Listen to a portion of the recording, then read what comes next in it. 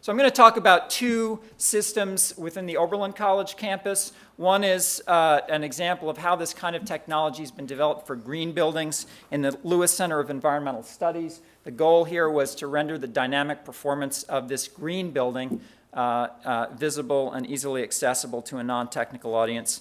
And then second, to implement this technology in the context of buildings that are not at all green, but buildings in which people have a lot of decision-making power over resource consumption.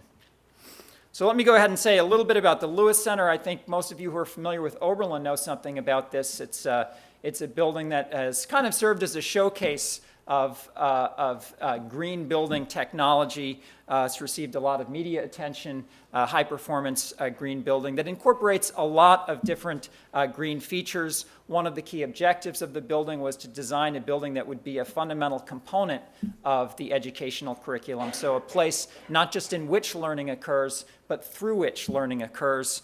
My colleague David Orr has a beautiful program statement for it, a building that would cause no ugliness, human or ecological, somewhere else or at some later time. So our objective with the monitoring system in this building was to quantify the ecological performance of the building over time, so that's kind of an academic research goal, but then also to develop a real-time display system that would really serve and enhance the educational goals of the building. The problem we encountered when we started on this project in 2000 was that no technology actually existed for doing this. There was certainly monitoring technology, but no one had really thought of trying to create a display that would be accessible to a non-technical audience in real time.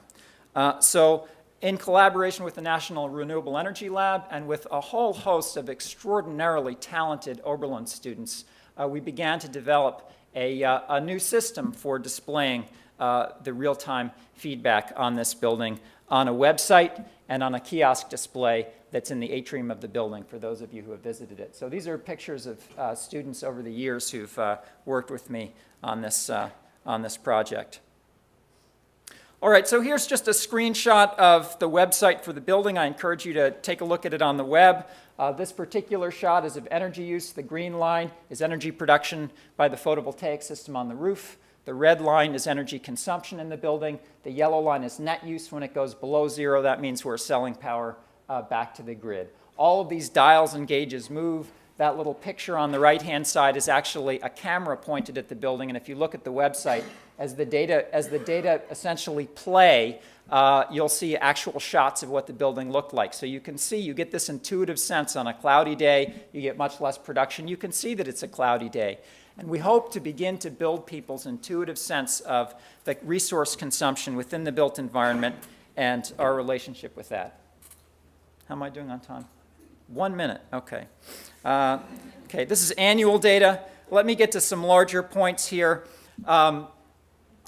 The building has actually had a fairly big, the data system has actually had a fairly large impact. We track about 70,000 web hits a year. About 25% of those are actually from outside the United States. The data has been used to improve the performance of the building. I won't talk about the smart building technology. Instead, I'll just focus on this last point on this slide, which is that it turned out that there was considerable interest from architects and people at other schools in deploying this technology. So one of the things that my colleague David Orr said to me is, well, why don't you develop a business out of this and try to sell this to other people? And I said, because I'm an academic, I have no interest in participating in that. So I turned to some students who were working with me at the time, Michael Murray, Vladi Shuntarov, and Gavin Platt, and I said, if you guys want to start a company with me, we can do that. And they said, yes, let's do that. And so we did. This is a kind of a demo of our conceptual model of the software we've developed, Iris, or building dashboard software. It's capable of capturing data from building automation systems, from independent data loggers, from a whole host of different sources, processing it, and then making it available for display in real time. The concept is very similar to the idea of the gauges in a hybrid car, to show you in real time how you're doing in terms of your environmental performance. This is another implementation of this for our dorms on campus. I won't say more about that, other than to say we've demonstrated that the technology working in collaboration with Oberlin can in fact be used to save substantial resources. We demonstrated a 56% reduction in energy use during a 2-week period as a result of implementing the technology. Students use it, they like it, they say that they learn things that they will, behaviors that they will exhibit elsewhere. We have installations now at a number of different campuses across the United States, including those pictured here. And let me just give a few lessons here. Sorry. Entrepreneurship can, in fact, be an effective means of disseminating ideas. Entrepreneurism does mix with academia. It's probably possible to wed this idea of principles and profits. Mixing social and environmental goals with business requires a special type of funder, and it takes longer to develop any product than you think it will. And I will stop right there so that Roger doesn't get a hookup. Thank you.